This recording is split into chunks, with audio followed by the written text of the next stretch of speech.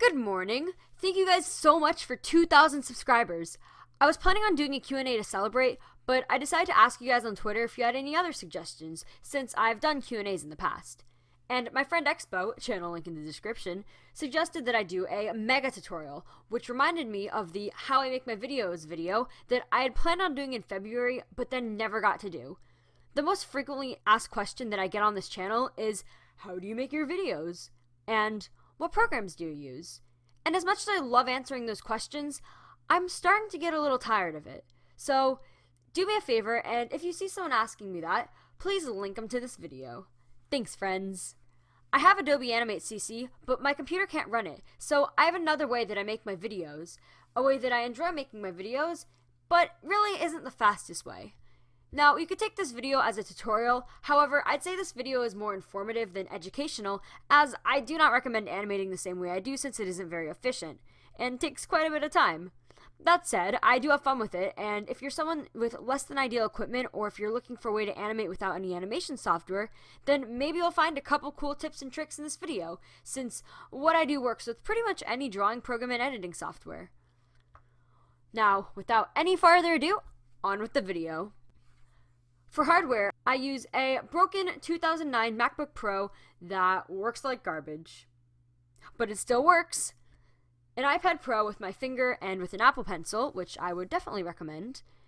And currently, I use a Blue Snowball mic, which is but I'm getting a new microphone any day now, so if you're watching this video at all in the future, check out my channel bio for a mic update. Hey guys, I just want to say that up until this point on my channel, I've been using my Blue Snowball microphone, but the day that I finished editing the audio for this video, I received a microphone from Mayono that I will talk about pretty soon, but for future reference, I will be using this Mayono microphone, which I am speaking into right now, to do audio for all of my future videos, starting after my next video.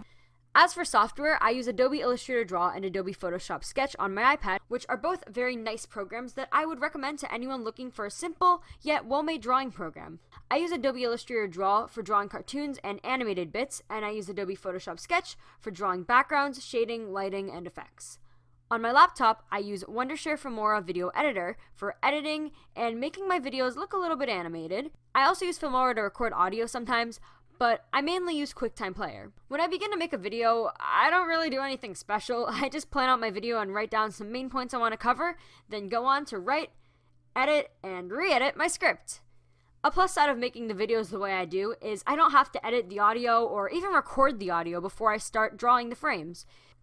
Sure, it helps, but once I have my script, I can draw out my frames and complete the audio later. I get asked a lot how many frames it takes for me to make a video, and when I say frames, I don't actually mean the frame count in terms of frames per second in each video, but rather the number of images I use per video.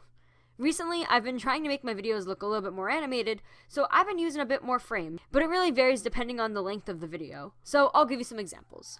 The whipped cream incident video, which was 4 minutes and 45 seconds, obviously not including the end card, had a total of 1,174 pictures.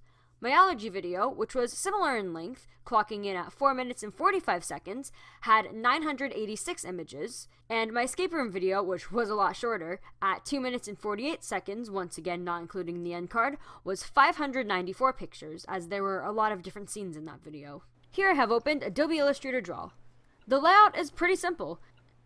These are your brushes. To change brushes, tap and hold the brush and choose from the options in the menu. This is the color tool, where you can make different colors or choose from your history or a palette. And this is the opacity tool, and here's the size tool. Here are the brush settings, which I don't touch very much. And on the right you have your layer tools, where you can create new layers to draw on or add in an image from your photo album. There is a 20 layer limit, which adds a little bit of a challenge to making my videos, but I'm always up for a challenge. Aside from that, it's pretty easy to use. I sketch and shade with my Apple Pencil, and I do line art with my finger because I really just prefer it that way. When I go to draw my frames, there are a few techniques I like to use.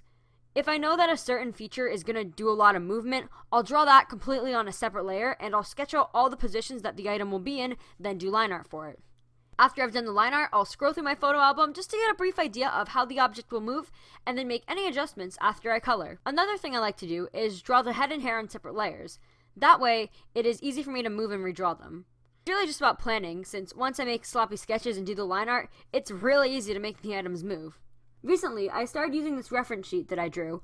I often find myself having to redraw legs and faces, so I'll put this image in my drawing program and sketch over my sketches to help me keep my style slightly consistent and to save some time.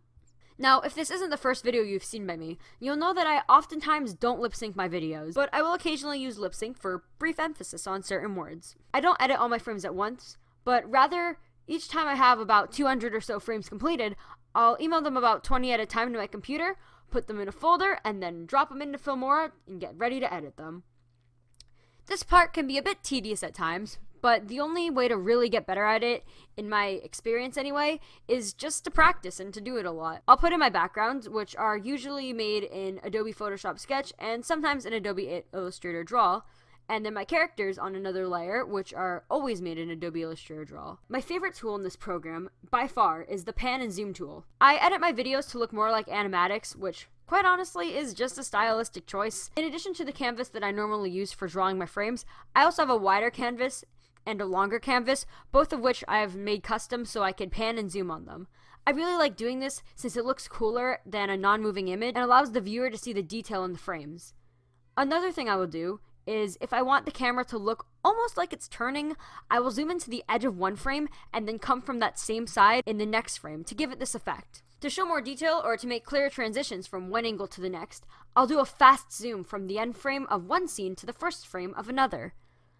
Obviously, these aren't all the tricks that I use to make my videos, but just some of my favorites. And for more tips and tricks on this, I would highly suggest checking out Shin's animatic tutorial, which I'll leave in the description. As for moving objects, I really don't move objects much in my editing program, but rather I just move them in my drawing program and edit them frame by frame in Filmora. After editing a couple hundred drawings, my computer will start to slow down, so I'll export every minute or so of animation and just continue editing from there in a new file. I would suggest this method even if you have a good computer, as it helps me see how certain bits look piece by piece, rather than watching the completed video and deciding that a certain bit looks off. After an eternity of doing this over and over again, I move on to making the end card, the thumbnail, and writing the description. Then finally, I am able to sit down at my computer and stare at the publish button in panic. Then hit upload and run away in fear of the events to come as a result of my previous actions. And that's how I make my videos. I tried to make this video as short as possible while still including a vast amount of detail. While I can't say I recommend making videos the same way I do, I hope that some of the things I showed in this video could be helpful to some of you who also don't use animation software. Though my videos do take up a lot of my time to make, I enjoy making them this way. And maybe someday I'll use actual animation software to make my videos, but for now, I'm perfectly fine with doing it like this since I find it fun, and you can't stop me. Thanks again for 2,000 subscribers. That's really cool. And have a wonderful day, or night, or morning, or evening, or twilight, or magic hour, whatever time it is.